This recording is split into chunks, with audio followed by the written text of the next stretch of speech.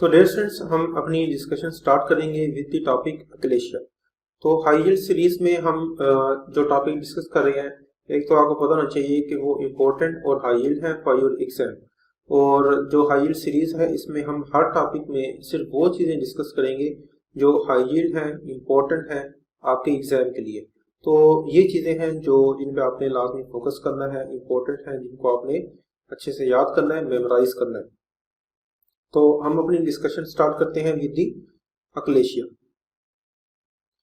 तो सबसे पहले आपको पता होना चाहिए कि जो अक्लेशिया है ये एक मोटिलिटी रिलेटेड डिसऑर्डर है। तो बेसिकली ये एक इसोफेजियल डिसऑर्डर है which affects the motility of the oesophagus. अब इसमें मेन पैथोलॉजी क्या होती है, वो ये होती है कि इसमें एब्सेंट होती है क्या, relaxation of lower oesophageal sphincter during swelling. यानी कि जब पेशेंट स्वेलो कर रहा होगा तो उसमें क्या होगा कि लोअर इसोफेजियल जो स्फिंक्टर है इसोफेगस का वो रिलैक्स नहीं करेगा, जो कि नॉर्मली रिलैक्स होना चाहिए। ड्यू टू क्यों होता है? Due to damage and loss of ganglion cells and post ganglionic neurons in myenteric plexus. तो मेन पैथोलॉजी क्या है, इसमें डैमेज होता है और लॉस होता है किस चीज का? गैंग्लियन सेल्स का और पोस्ट गैंग्लियोनिक न्यूरॉन्स का इन माइंटेरिक प्लेक्सस। तो जिसकी वजह से क्या होता है कि लोअर इसोफेजियल स्फिंक्टर जो है वो रिलैक्स नहीं करता। बेसिकली क्या होता है कि इसोफेजियल वॉल यानी जीआई ट्रैक्ट की जो वॉल है उसमें नर्व प्लेक्सस होते हैं। सब म्यूकोसल प्लेक्सस को हम मिसनस प्लेक्सस भी कहते हैं, और फिर इसके अलावा माइंटेरिक प्लेक्सस होते हैं। अब ये माइंटेरिक प्लेक्सस बेसिकली क्या करते हैं, ये inhibitory neurons inhibitory substances hormones release करते हैं, जिनमें इंक्लूड है नाइट्रिक ऑक्साइड और वेसो एक्टिव इंटेस्टिनल पेप्टाइड है। ये हार्मोन्स क्या करते हैं, अगर हम इसोफेगस की बात कर रहे हैं तो ये हार्मोन्स क्या करते हैं, these hormones act on the lower oesophageal sphincter और इसको रिलैक्स करते हैं during the process of swelling, ताकि फूड जो है इसोफेगस से स्टोमिक में एंटर हो सके।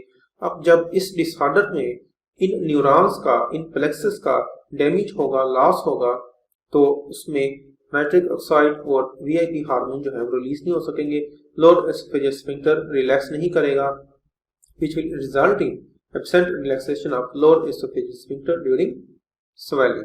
तो ये मेन पैथोलॉजी है। तो इसके नतीजे में क्या होगा, patient will develop abnormal disordered motility, यानी कि इसमें पेरिस्टासिस जो है इसोफेगस की वो अफेक्ट होगी and it will result in dysphagia. और इसमें क्या होगा, नाइट्रिक ऑक्साइड और वीआईपी हार्मोन रिलीज नहीं होंगे on the lower oesophageal sphincter, जिसके नतीजे में क्या होगा कि जो लोअर एसोफेजियल स्फिंक्टर है वो टाइट रहेगा, क्लोज रहेगा। तो लोअर एसोफेजियल स्फिंक्टर जो है वो क्लोज रहेगा। अगर हम इस डायग्राम पे फोकस करें तो इसमें हम अप्रिशिएट कर सकते हैं कि यहाँ पे लोअर एसोफेजियल स्फिंक्टर है, तो इसोफेगस से जो फूड कंटेंट है वो स्टोमिक में एंटर नहीं कर सकेगा, तो ये स्फिंक्टर जो है वो क्लोज रहेगा, रिलैक्स नहीं हो सकेगा। तो ये इसमें मेन पैथोलॉजी होती है।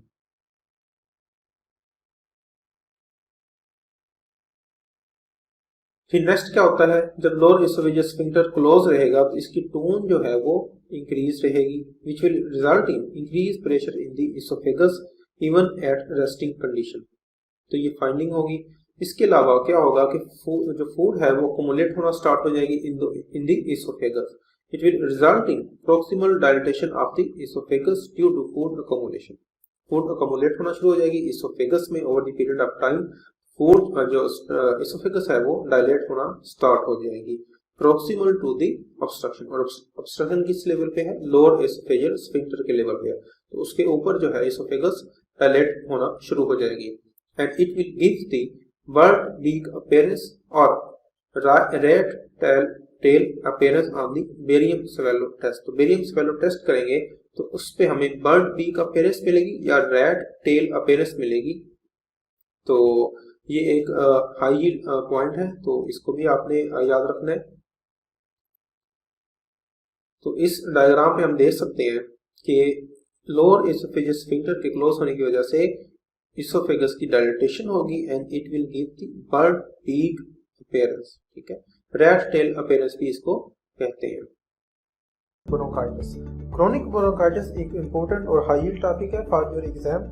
तो मेजर रिस्क फैक्टर कौन सा है, फिर हम इसकी पैथोजेनेसिस को डिस्कस करेंगे कि कंडीशन कैसे डेवलप होती है। उसमें हम डिफरेंट जो कैरेक्टरिस्टिक फीचर्स डेवलप होते हैं क्रोनिक ब्रोंकाइटिस के, उनको डिस्कस करेंगे, उनका मैकेनिज्म क्या है उसको हम समझने की कोशिश करते हैं कि रीड इंडेक्स बेसिकली है क्या।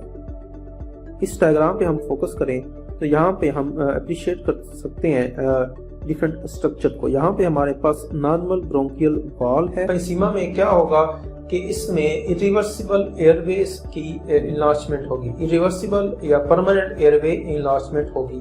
क्यों होगी? Because of damage and destruction of the elastic fibres and cartilage. Basically fibres हैं, ये बेसिकली क्या करते हैं, they prevent the excessive expansion as well as excessive collapse of the airways or alveoli during inspiration and expiration। अगर हम इस diagram पे focus करें तो इसमें हम अप्रिशिएट कर सकते हैं कि जो होल एसिनस है, ये हमारे पास होल एसिनस है, ये टोटली डायलेट हो चुकी है, तो इसलिए इसको पैन एसिनल एम्फाइसेमा कहते हैं और इसमें लोब जो है लंग्स के वो अफेक्ट होते हैं। क्या फाइंडिंग्स में नहीं, उन तीनों फाइंडिंग्स को हमने वन बाय वन डिस्कस कर लिए कि जो 4 कार्डियक डिफेक्ट्स हैं उसको हमने डिस्कस कर लिए। तो बेसिकली इसमें जो मेन कार्डियक डिफेक्ट है that is the pulmonary stenosis. अगर पल्मोनरी स्टेनोसिस माइल्ड है तो कंडीशन माइल्ड होगी, अगर पल्मोनरी स्टेनोसिस सीवियर है। फिर इसमें हमने डिस्कस किया कि राइट वेंट्रिकुलर हाइपरट्रॉफी की वजह से क्या होगा, पेशेंट में बूट शेप्ड हार्ट होगा। हाई हील्ड पॉइंट है boot shaped heart, single word boot shaped heart, tetralogy of failed, boot shape heart होगा इसमें। तो ये हाई हील्ड पॉइंट है, इसको आपने याद रखना है। फिर इसमें वीएसटी होगा, ओवरराइडिंग एओर्टा होगा। इसके अलावा इसमें हमने डिस्कस किया है कि जो स्टीपल साइन क्यों डेवलप होता है। बेसिकली अगर हम इंटीरियर पोस्टीरियर एक्सरे करें नेक का और अपर चेस्ट का, तो उसमें हमें क्या मिलेगी फाइंडिंग, सब ग्लॉटिक नैरो मिलेगी। जो एरिया होगा अंडर द एपिग्लॉटिस सब ग्लॉटिक एरिया, उसकी नैरोइंग होगी। उस नैरोइंग की वजह से यहाँ पे उस जो फाइंडिंग होगी सब ग्लॉटिक नैरोइंग, उसको हम स्टीपल साइन कहते हैं। फाइंडिंग क्या है? सब ग्लॉटिक नैरोइंग और साइन क्या है? Steeple sign.